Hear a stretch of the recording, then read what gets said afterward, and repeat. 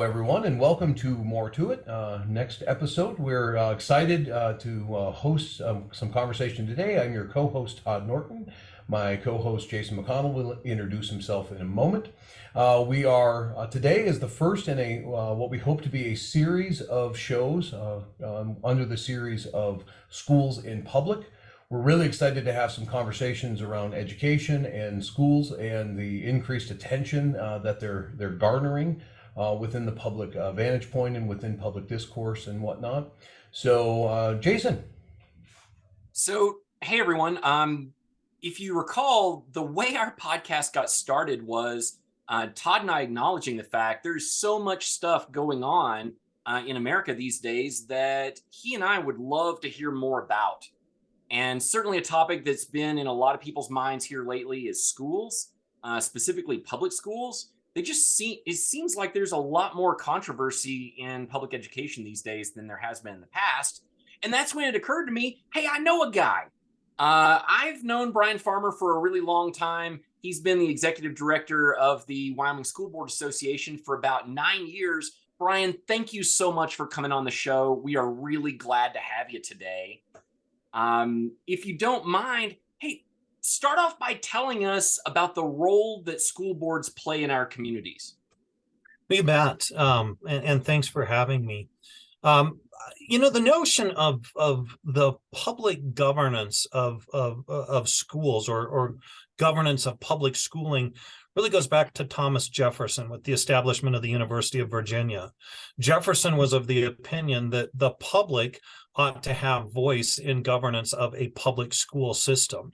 And so that's really the beginning. And then by 1826 or so in Massachusetts, you see the first school boards for our sort of K-12 sort of schools established. And the idea of the school board is that you have locally elected folks that govern the school system. So these are business people, moms, dads, folks that are invested in their community that have an oversight role, a role in guiding the school district. Now, it's very important to know that there is a difference in that sort of governing role versus the administrative role that the superintendent plays in running the school district. So the school board really is the pinnacle. They're elected as the governing body. They are given corporate authority over the school district. And then they hire a superintendent whose job it is to administer the district. So there are big jobs that school districts have. School districts will do things like finding that right person to administer the district, the superintendent.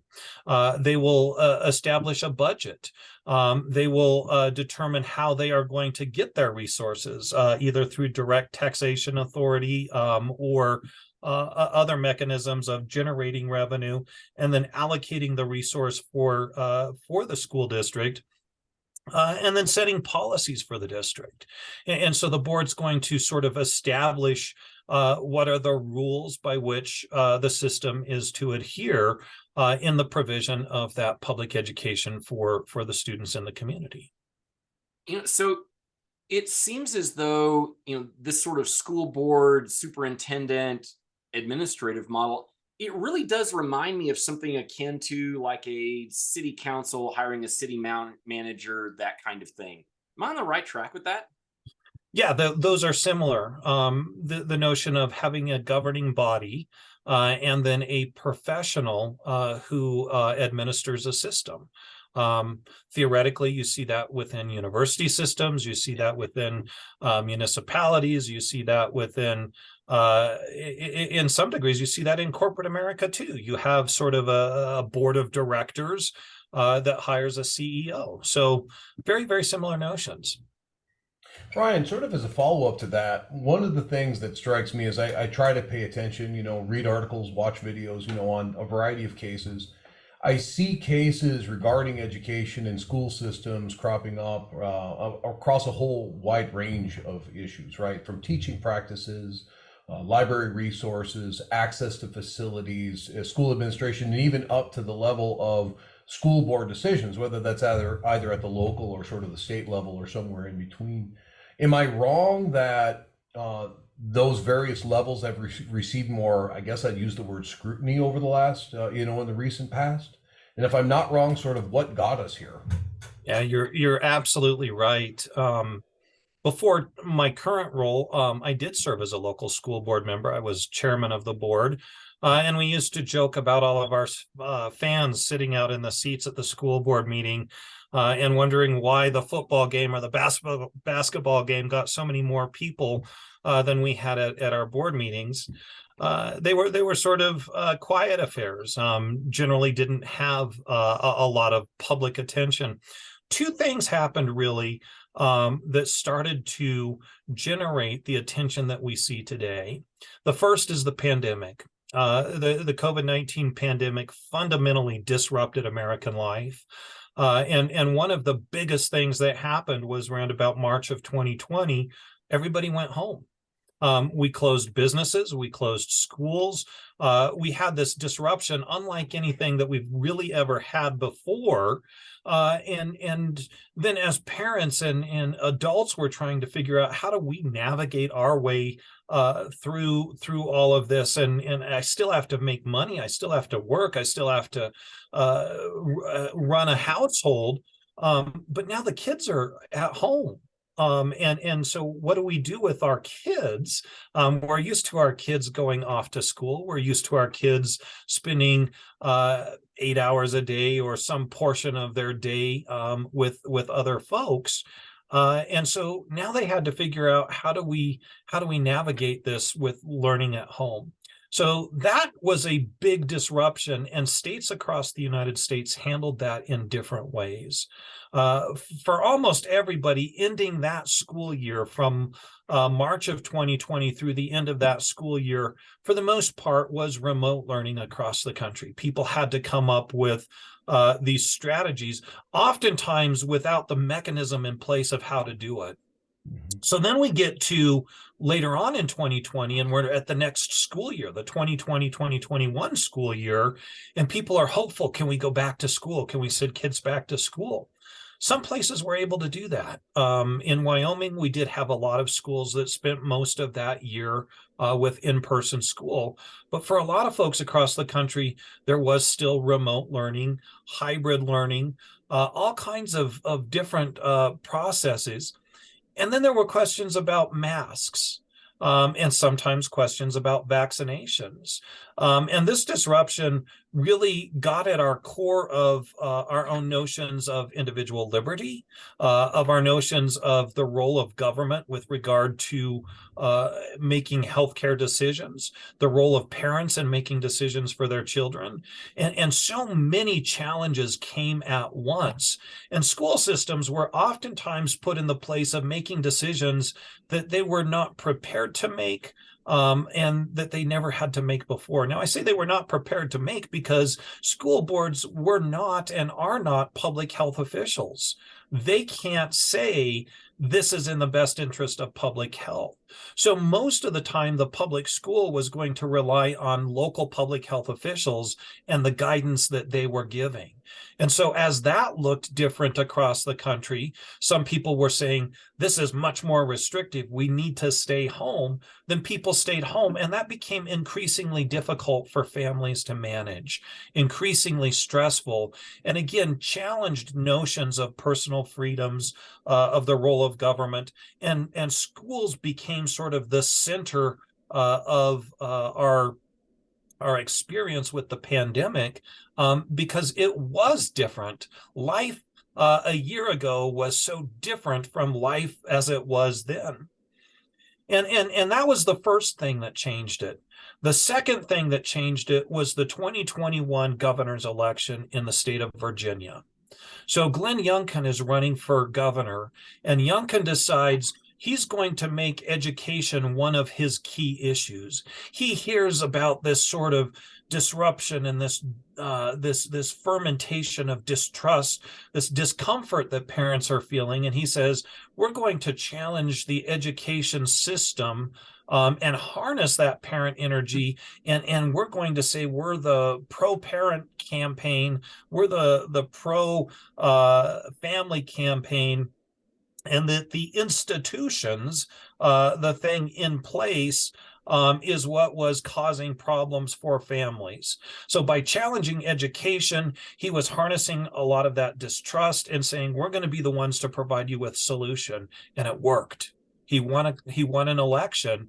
And that was the beginning of the Republican Party saying, you know what, there's something to this. We can harness this energy, we can harness this direction, and we can start to push back against the system.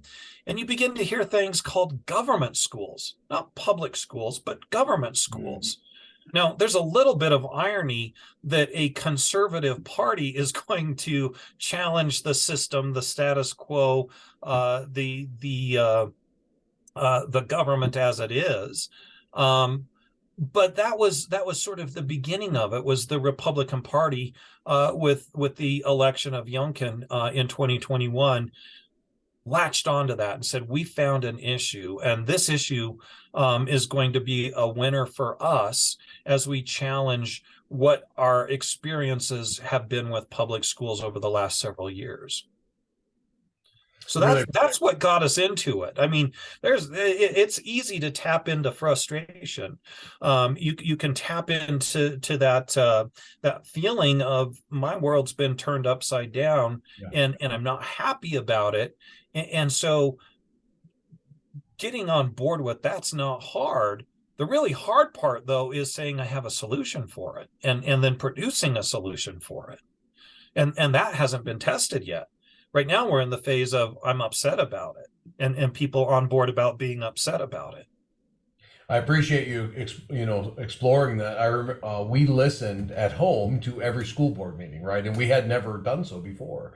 We also listened to every health district meeting at the time, right? And so, what you were saying certainly reflects my recollection of that time. The health district would meet; they would come up with some advisement. Then the school board would meet, and they would, try to struggle through that. And I remember public testimony, and it came from a wide range.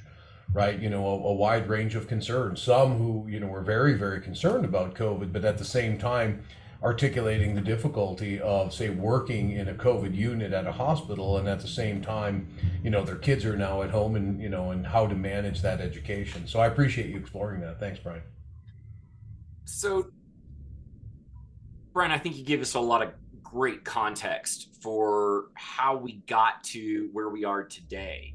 And, I think we would probably struggle to find someone who said, the pandemic really didn't have any impact on the way these things act and the way people are behaving. Let's look back a little further pre-pandemic. What would the typical pressures on a school board be prior to COVID-19? What would the daily look like? What sort of things would a board worry about before they ever thought about having to interact with the county public health or any of that stuff? What would it have looked like then? No, I think it's important to remember sort of again a Jeffersonian notion of the government closest to the people governs the best. The issues would be local. What's important to the local community would be the big issues. There was sort of a joke that it was about the bees, the budgets, the buses, and the balls. We were worried about, those kinds of things. Inevitably, athletic discussions come up. That's not the primary focus of the board, but that's something that would generate controversies, some issue with coaches or athletics. Because people get invested at that at the local level. There is nothing more quintessential than a small town football game. The whole community comes together. That is the center of the community. In many communities across the United States, the school holiday programs are the largest public gatherings within the community. If you think about it, drive past a school during a Christmas or holiday program or whatever, parking lots are packed, people are engaged with their schools. Think about the small town on the Friday night lights with football or basketball in some communities. Those were the things that connected the school to the public. So, those would be issues, but inevitably, discussions would always come back to academic progress. So during the Bush administration, we had No Child Left Behind, and schools were really focused on academic performance. And so testing and assessment and how our kids were doing really began to be sort of the focus or the direction of school districts. How are we doing at educating our kids? What are we supposed to educate them in? What are the expectations? Do we want more rigorous curriculum? Do we want to have more competitive students for college readiness, for career readiness, for life after high school? That would really be sort of what got people engaged, and then mostly the business of the school district is that focus on how are we doing in terms of our students' academic performance. Are there programs that we need to implement? A literacy program to improve student reading abilities and reading scores? Do we need to spend more time on mathematics and science, STEM programs, so that our students can be more globally competitive? That's the kind of question that you would really spend time on prior to pandemic. So now, do you see those topics, those local issues now, are they all being viewed through this lens of post-pandemic life? Is that what's going on? We're talking about the same stuff, we're just amped up about it? Oh, mute button. Accidental mute button. The another pandemic thing that we didn't do before. Hey, Brian, you're on mute. So I think we're distracted. I've heard from many of the school boards that I work with, we would just like to get back to normal. We'd like to just get back to the things that we were talking about. And I feel like a lot of districts are saying, we're just now starting to get there. But some of these issues have been raised by and large through a national sort of attention. So if we move now from 2021 in Virginia to Florida, and in 2021, 2022, Governor Ron DeSantis becomes very focused on local school boards. He even has criteria that he says school boards ought to be concerned with. And so he starts to as governor, endorse school board candidates, asking school boards to take pledges. And he's kind of set out this list of things that ought to be issues. And he says, this isn't just good for Florida, this is good for the nation. And of course, Governor DeSantis has presidential aspirations. He's thinking about, is this, something that is important to America? And Florida responds to this. This is something Florida spends a lot of time and attention on. And there's a group called Moms for Liberty. Now, there's other groups like Moms for Liberty across the country, but Moms for Liberty starts in Florida. And it's a group of conservative women primarily that are centered around these sorts of issues that DeSantis has kind of identified. And now they've got sort of marching orders, and this national organization and others like it start to put out playbooks. They send out a playbook of how do you challenge the mask mandate in your school? How do you address library books in your school? And so now there's sort of these national issues, and schools are starting to talk about them. And maybe it really wasn't an issue for the school district before. Critical race theory. That's something that's really not taught for the most part in K-12. That's a law school curriculum. But are notions related to that? Are those issues that might be of local concern? And to the degree that those issues related to that of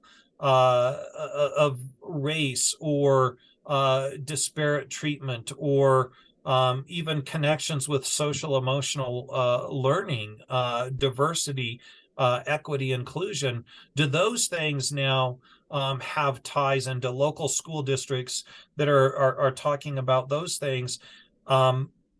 Do those now somehow nationalize issues that weren't there locally before? And I think the answer is yes, is that there's at the core of all of those things, there's fundamental concerns that maybe parents can have, but you have the push of a national group that may be taking it out of the local context and sort of pushing a national agenda.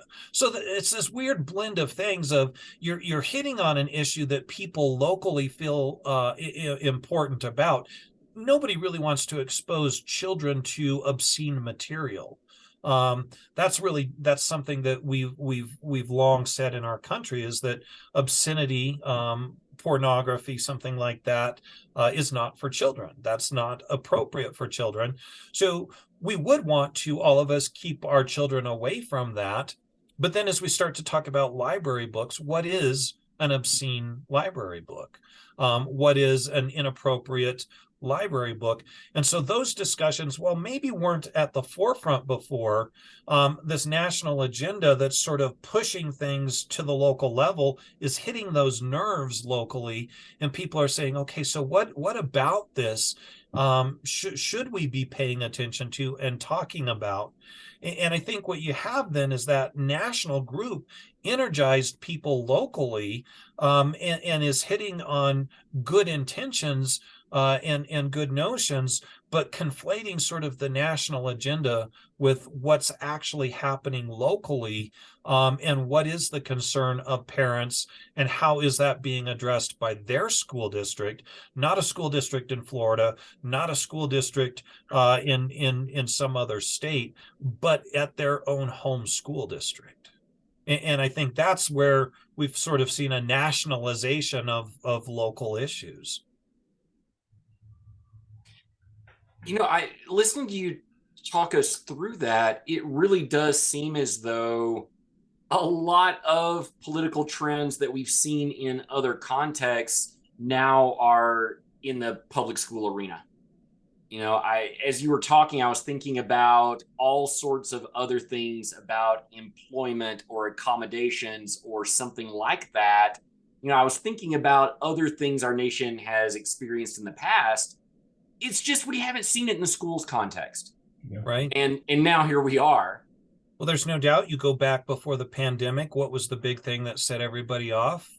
Race riots, George Floyd, all kinds of issues, hitting on our sort of national tension over race relations. And so while there were some school districts that did hit them, and sort of the response to the racial tensions that we were dealing with in the country, was to have discussions about diversity, equity, and inclusion. How can we treat people fairly and equally and appropriately, or equitably and appropriately? That discussion was really talking about how do we resolve this other tension. Well, now you get it past the pandemic, and this becomes sort of a concern of, okay, now what are these things about diversity, equity, and inclusion? Are those somehow pushing other agendas that might have political tinge to it? So in an effort to do something good, talking about living well with your fellow man, your fellow human being, that was the noble piece of that effort. People are saying, oh, well, that might have been a socialist agenda or a liberal agenda or something along those lines, and that we don't have to maybe go in the direction that we were going. So people are starting to come back to the school arena, a place where there was now this fermentation of challenge and how do we deal with government direction of our lives. We start to ask those questions about those other areas where we have that kind of discomfort. It makes me wonder, Brian, and I appreciate all of that, and it makes good sense. And I can see where we've created And in lots of different contexts, right? I think about, or I hear people talking about getting back to normal, and I wonder if what we need to think about is creating a new normal, right? The resilience literature, talks quite a bit about that, and I wonder if it's sort of a relevant idea here. How do we move forward in the sense that we've created, well, not we've created, I mean, we've created, or it has been created for us, this really challenging situations, these what might be in some cases unworkable or untenable sort of situations. How do we move forward? How do we start to work together in a more productive way to make things better? Yeah, there's a lot in what you say there that's worth exploring. I think um, there are so many challenges of where we're at and what got us here and how do we deal with those, and those are great discussions to have. I mean, that's ultimately why Aristotle talks about political science being the highest of the sciences. It's the science of man, the science of how we live together. This is the ultimate discussion, the public education, the creation of citizens is the great place to have discussions about the society that we desire. Now, you also mentioned resiliency, and resiliency is a really, really important concept that schools are starting to put some focus on. Remember, we were talking about No Child Left Behind, and the sort of Bush era through the race to the top for Obama. Um, and sort of these focuses on assessment and testing and all of that. And now with Congress's reauthorization of Elementary Secondary Education Act, kind of giving greater leeway to schools just before the pandemic, we're starting to have that discussion of, so what's the next step for schools? What's the next thing that we think about? And that focus on readiness for life, I think, was really emerging as sort of a top desire, that schools needed to make students ready for the next thing in life. And so during the No Child Left Behind era, we kept saying we need greater rigor, we need more assessment, we need to have more push so that our students can be globally competitive. Then we're starting to say, whoa, hold on, maybe we were actually pushing a little bit too hard, and a lot of what we ended up with wasn't really what we wanted. And I've heard statements recently that our schools do a great job of teaching our kids academic subjects, but we don't do a great job of teaching them how to apply that knowledge. So they get good knowledge, but we don't necessarily teach them how to apply that knowledge. So I think there is an emerging discussion right now within public schooling about how do kids become life ready and how do they apply the knowledge that they gain during school experience. And there is some desire to have a greater focus on sort of 21st century learning skills, I think is what they call them. Things like problem solving, communication, and resiliency is a word that comes up in that quite a bit. And so if you look at the resiliency literature, they point out you can't learn resiliency unless you learn failure. And so resiliency and how we are going to do something and learn from the not having success, learn from the failures of trying something. Well, now we get to put that learning laboratory to life. So here we go. We've got this sort of social problem, and our resiliency as a system is going to be tested by our ability to try out solutions and find out if they work. And if they don't, how do we learn from that and try better and do better? Because I think that is the world we're heading into. We know that a lot of kiddos that are starting kindergarten today are going to be having jobs that we haven't even imagined yet. They're going to have worlds that we haven't thought of yet. So, excuse me, as those young peoples are preparing for a future, we're not going to be able to teach them all of the content knowledge that they're going to need for their lifetime. We're going to have to teach them how to be learners, how to be a lifelong learner, how to problem solve, how to communicate, how to collaborate, how to be resilient, how to have a good work ethic. And that's sort of a new move in public education, of sort of that new focus. And so how do we take now a challenging environment and say, guys, we're going to have to move past this somehow? And so then how we move past it, how do we be resilient through all of that, I think is going to take some trial and error. It's going to take some folks that are willing to say, you know what, on the local level, on this laboratory of democracy, we're going to try something out here in Wyoming. We're going to try something out here in Idaho. We're going to try something out across America that's going to be an experiment in how we can move forward and how we can move past this.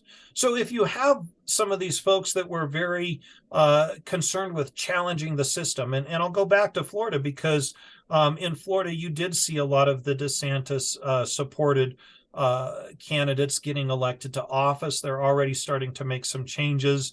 If those changes that they are making lead toward a more positive outcome, I said at the beginning, I said it's easy to be upset about something, but we haven't yet learned if we've solved anything by being upset. Now we get to put that rubber to the road. We get to say, okay, so what is the different vision for the local community? And so you might have that school board in Florida that's trying out something, and they learn from that. And if they learn from that, we ought to learn from them. And if we try something out here in Wyoming, then that ought to happen. But I don't think we will ever get past that unless we can take the time to listen to each other. I think right now, our biggest problem, the reason that our conflict has gotten so high, is that it is either I am right about everything or I am wrong, in which case I'm not willing to acknowledge I'm wrong. I'm just going to reframe it about why I'm right. One of my favorite advertising commercials currently is couple of different scenarios on it, but there's just ordinary people, and they're kind of talking, wife and the husband talking about packing the car, and then they throw a challenge flag and somebody brings them the little replay, and they get to kind of find out, how did it really go? Boy, wouldn't it be nice if life really had that opportunity to throw the challenge flag and do these things?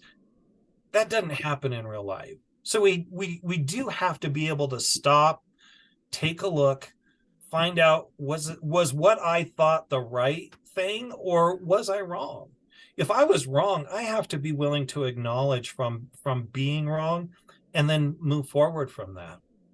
I recently had a conversation with a good friend who said, I don't really get in an argument to win it. If I get in an argument and win it, all I did is prove what I thought when I started. I'm right. But if I got in the argument and I lose it, then I learned something. My mind was challenged and changed because I learned I don't already know it all. And I think that openness to failure, learning from the failure and moving on, that resiliency is going to be a real key in our path forward. How do we listen to other people? How do we allow for evaluation of differing arguments? What's a compelling argument? And then moving forward and then examining that. And I think that's going to be the real challenge, is to allow these different paths forward and evaluation of those paths forward, and then picking and choosing what's working best, and how can we learn and apply that in our own circumstances. So that's kind of a jumble of ideas about it, but if I had the answer, I'd be writing a book and I'd be making lots of money off of it. But I think a fantastic jumble. I appreciate it, truly. There's a few different strands in that I think that at the end of the day, we're just going to have some real conversations. We're going to have the openness to trying some of these different paths, evaluating these different paths. And absent somebody coming through with the little magic box you can look at to find out who's right and who's wrong, we're going to have to just figure out ways of assessing our arguments. Are we going to rely on logic? Are we going to rely on results? What's going to be the compelling argument moving forward within kind of our social system at large? I mean, that's not just schools, that's politics, that's our world together. What becomes the compelling argument as we move forward as a country? Because I think we do have lots of good, different, challenging ideas out there. And we're just going to have to find a way to try some out and figure out which ones work best. Thank you. Brian, thank you so much for joining us today. It's been a really fun conversation. Hey, everybody, thanks for tuning in, and we'll get back to you soon with another episode of More to It. Have a good day, everybody. The views, thoughts, analysis, and opinions expressed in this podcast are those of the authors, the hosts, and the podcast participants. They do not necessarily reflect the opinions or views of Boise State University, the University of Wyoming, or the State Boards of Education for either Idaho or Wyoming, and no endorsement of the material contained in this podcast by those entities is implied.